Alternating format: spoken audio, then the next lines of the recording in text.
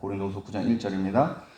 성도를 섬기는 일에 대하여는 내가 너희에게 쓸 필요가 없나니 이는 내가 너희의 원함을 알미라. 내가 너희를 위하여 마게도냐인들에게 가가야에서는 1년 전부터 준비하였다는 것을 자랑하였는데 과연 너희의 열심이 혹 많은 사람들을 분발하게 하였느니라.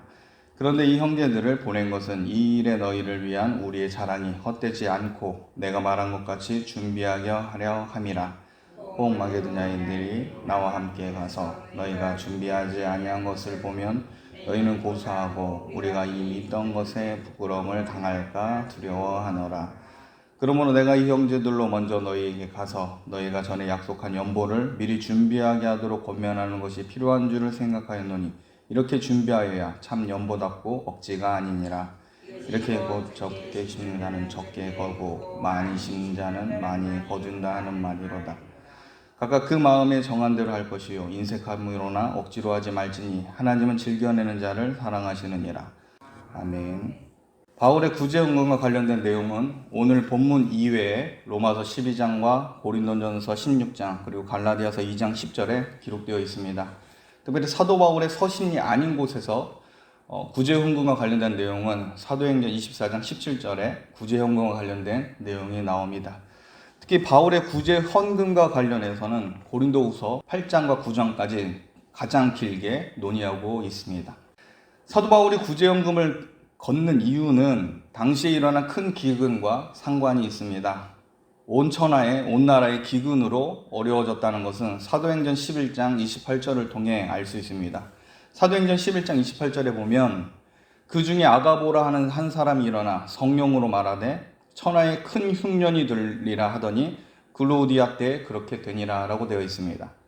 성령께서 아가보라고 하는 사람을 통해서 말씀하게 하셨는데 바로 온 천하에 큰 흉년이 일어날 것이라고 예언하였고 이 예언이 글로우디아가 로마 황제로 있을 때 이루어지게 됩니다.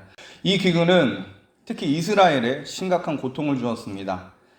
당시 이스라엘은 로마의 식민지이기 때문에 많은 수탈을 당하였고 또 그러하기에 이스라엘 사람들은 로마에 반항하기 시작하였습니다. 그리고 로마 제국은 이렇게 반항하고 있는 이 본토 유대인에 대해서 점점 반감을 가지고 있던 시대였습니다. 결국 로마는 이스라엘 향해서 기근 중에 더 많이 수탈하였고 또 힘으로 억누르는 일들이 더 잦아지게 됩니다. 이러한 상황 속에 예루살렘 교회는 더 큰 어려움을 당하게 됩니다. 기근과 로마인들의 수탈로 어려웠을 뿐만 아니라 유대교에서 기독교인들을 끊임없이 괴롭혔습니다. 예루살렘 교회가 존폐 위기까지 가게 될 지경이 됩니다. 이러한 사정을 잘 알고 있던 사도 바울은 예루살렘 교회를 돕는 일에 이방 교회가 나서주길 원하였습니다. 여기서 우리는 하나님의 지혜가 얼마나 섬세하고 놀라운지 보게 됩니다. 예루살렘 교회가 비록 예수님을 따르는 그리스도인들이지만 유대 문화권에 속하였기 때문에 이방인에 대해서 상당한 거리감이 있었습니다. 특히 로마 식민지로 살아가고 있던 유대인들에게 이방인은 굉장히 혐오의 대상이었고 또한 그들을 미움의 눈으로 바라보기에 좋은 시기였습니다. 당시 이스라엘 사회에서 유대인과 이방인은 결코 섞여질 수 없는 상황이었습니다. 이런 고통스러운 때에 하나님은 사도 바울을 통하여 예루살렘 교회와 이방 교회를 연결시키게 하십니다. 하나님께서는 복음을 믿고 그리스도를 머리로 하는 이 교회가 민족과 나라를 뛰어넘어서 서로가 하나가 될 수 있는 기회를 주신 겁니다. 사도 바울은 전도 여행을 하며 세웠던 교회를 방문하면서 이방 교회도 기근으로 어렵지만 더 어려운 가운데 있는 이 예루살렘 교회를 주 안에서 물질로 섬기자고 권면한 겁니다. 여러분, 교회가 이 세상 가운데 흩어져 있지만 예수님을 중심으로 하는 교회 그리고 성도는 주 안에서 하나님을 믿으시길 바랍니다. 하나의 교회는 서로가 서로를 위해 돌보며 그 교회가 유지될 수 있도록 도와야 할 의무가 있습니다. 큰 교회는 작은 교회가, 연약한 교회가 유지될 수 있도록 보존해 줘야 될 의무가 있는 겁니다. 그 일을 사도 바울이 먼저 행하고 있다는 겁니다. 여러분, 신앙 고백은 단순히 입술로만 하는 것이 아닙니다. 정말 하나님의 교회에 소속되어 있고 교회의 머리가 되신 예수님이 나의 삶의 주인 되신다는 고백이 진심이라면 하나님께서 기뻐하시는 교회를 유지하고 보존하는 데 관심을 가져야 합니다. 사도 바울은 하나님께서 주신 이 좋은 기회, 유대교회와 이방교회가 서로 그리스도 안에서 한 형제됨을 증거할 수 있는 이 놀라운 기회를 놓치지 않으려 했습니다. 사도 바울의 이 선한 계획에 고린도 교회는 기뻐하였고 열심을 내었습니다. 그러면서 구제연금을 열심히 모았습니다. 그런데 사도 바울이 에베소에서 사역을 하는 동안 고린도 교회 안에 악한 세력이 교회를 어지럽혔습니다. 사도 바울의 이 선한 계획을 오해하게 하였던 겁니다. 사도 바울이 구제연금을 통해 이득을 보고자 하는 그런 사역자로 보이게 만들었습니다. 사도 바울은 힘들고 어려운 상황에 있었지만 성령 하나님께서 사도 바울의 방문과 또 편지를 통해서 고린도 교회가 점차 회복되게 하셨습니다. 그래서 사도 바울은 이제 고린도 교회를 향해서 구제헌금 사역을 다시 진행하라고 촉구하고 있는 겁니다. 9장 1절 말씀 우리 한 목소리를 같이 읽겠습니다. 9장 1절입니다. 같이 읽겠습니다. 시작. 성도를 섬기는 일에 대하여는 내가 너희에게 쓸 필요가 없나니. 사도 바울은 고린도 교회가 성도를 섬기고 봉사하는 일에 굉장히 열심히 있기에 다시 열심을 다하라고 종용할 필요가 없다라고 말하고 있는 겁니다. 그만큼 본래 고린도 교회 사람들은 굉장히 열심히 있는 사람들입니다. 다른 사람들을 섬기는 일에 힘을 다했던 교회가 고린도 교회였습니다. 사도 바울이 고린도 교회를 개척하면서 약 18개월 동안 고린도 교인들과 함께 하였기 때문에 그들이 얼마나 섬기며 열정을 당하는지 개개인별로 알고 있는 사람이 바로 사도 바울입니다. 9장 2절 말씀 우리 한 목소리로 같이 읽겠습니다. 9장 2절입니다. 이는 내가 너희의 원함을 아밀라. 내가 너희를 위하여 마게도냐인들에게 아가야에게서 1년 전부터 준비하였다는 것을 자랑하였는데 과연 너희의 열심이 펑 많은 사람들을 분발하게 하였느니라. 사도 바울이 고린도 교인들의 섬기는 열정을 마게도냐 성도들에게 자랑을 하였습니다. 특히 사도 바울은 마게도냐 성도들에게 고린도 교회는 이미 1년 전부터 구제연금을 모으면서 준비하고 있었다라고 자랑을 합니다. 온 천하에 기근이 들어서 고린도 교회도 물론 어렵습니다. 그럼에도 고린도 교회가 열정을 다해 구제연금에 동참하였고 1년이라 이런 준비를 하였다는 말에 마게도냐 성도들이 도전을 받은 겁니다. 3절 4절에 이렇게 기록되어 있습니다. 고린도후서 9장 3절 4절에 보면 그런데 이 형제들을 보낸 것이 이 일에 너희를 위한 우리의 자랑이 헛되지 않고 내가 말한 것 같이 준비하게 하려 함이라. 혹 마게도냐인들이 나와 함께 가서 너희가 준비하지 아니한 것을 보면 너희는 고사하고 우리가 이 믿던 것에 부끄러움을 당할까 두려워하노라. 여러분, 사도 바울이 한 가지 걱정하는 부분이 있었습니다. 이렇게 고린도 교회의 열심을 자랑하였는데 그간 고린도 교회 안에 들어온 이 거짓 사도들로 인해 교회 안에 분쟁과 다툼이 일어났습니다.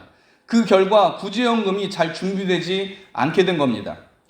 사도 바울이 마게도냐 성도들에게 자랑을 하였고 이제 디도와 또 마게도냐 성도들이 이 고린도 교회를 방문하려고 합니다.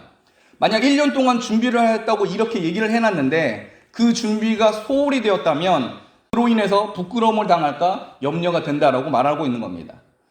9장 5절 말씀 이렇게 되어 있습니다. 그러므로 내가 이 형제들로 먼저 너희에게 가서 너희가 전에 약속한 연보를 미리 준비하게 하도록 권면하는 것이 필요한 줄 생각하였노니 이렇게 준비하여야 참 연보답고 억지가 아니니라 라고 되어 있습니다. 사도 바울은 구제연금과 관련해서 이 사역이 잘 진행되도록 미리 준비하도록 권면하고 있습니다. 본문을 통해 사도 바울은 구제연금 사역에 있어서 준비에 대해서 상당히 민감하게 반응하고 있음을 볼 수 있습니다. 여러분, 고린도전서를 보면 고린도 교회의 문제 중에 외부적으로 가장 크게 나타난 문제 중에 하나가 바로 무질서입니다. 말씀이 왜곡되고 각자가 자기를 주장하고 또 이것을 해결할 권위가 사라지게 되었을 때 나타나는 증상 중에 하나가 무질서입니다. 말씀이 권위가 되어 사람들을 옳고 그름을 판단해야 되는데 서로가 논쟁하고 싸웠던 겁니다. 서로가 자기를 주장하고 자랑하고 서로가 머리가 되려고 하였던 겁니다. 이런 상황에서 구제사역과 관련하여 제대로 된 조직조차도 갖춰지지 않을 가능성이 굉장히 큽니다. 사도 바울은 고린도 교회가 1년 동안 구제연금 사역을 준비하였다고 마게도냐 성도들에게 자랑하였습니다. 그리고 현재 디도와 함께 마게도냐 사람들이 고린도 교회로 내려와서 구제사역과 관련해서 논의를 하려고 하는데 만약 이거에 대해서 어떤 조직도 제대로 갖춰지지 않았을 때 당할 부끄러움이 염려된 겁니다. 만약 구제연금 사역과 관련해서 제대로 준비되지 않은 모습을 보였을 때 사도 바울은 난처해질 수 있습니다. 그래서 사도 바울은 마게도냐 성도들이 오기 전에 미리 준비하라고 고린도 교회에게 권면하고 있는 겁니다. 그러면서 사도 바울이 이 준비를 종용하면서도 혹시 이 모습이 고린도 교회로 하여금 헌금을 강요하는 듯한 인상이 되지 않을까 또 걱정을 합니다. 그래서 사도 바울은 오늘 본문을 보면 연보를 참되게 라고 하고 이 얘기를 합니다. 연보를 참되게 하기 위함이다 라고 말합니다. 연보를 강요하는 게 아니라 연보를 연보답게 드리기 위해서 준비하라고 지금 말하고 있는 겁니다. 9장 5절 말씀입니다. 그러므로 내가 이 형제들로 먼저 너에게 가서 너희가 전에 약속한 연보를 미리 준비하게 하도록 권면하는 것이 필요한 줄 생각하였노니 이렇게 준비하여야 참 연보답고 억지가 아니니라. 여러분, 하나님은 헌금 액수에 따라 그 교회의 수준을 판단하시는 분이 아닙니다. 하나님은 모든 만물을 창조하신 하나님이며 모든 것들이 다 하나님의 것임을 믿으시길 바랍니다. 물질로 하나님 만족시켜 보겠다고 하는 것은 굉장히 잘못된 사고방식입니다. 본래 사람이 가진 모든 물질뿐만 아니라 그 사람까지도 하나님의 겁니다. 여러분, 헌금은 하나님을 향하여 물질로 드려지는 성도의 신앙 고백인 겁니다.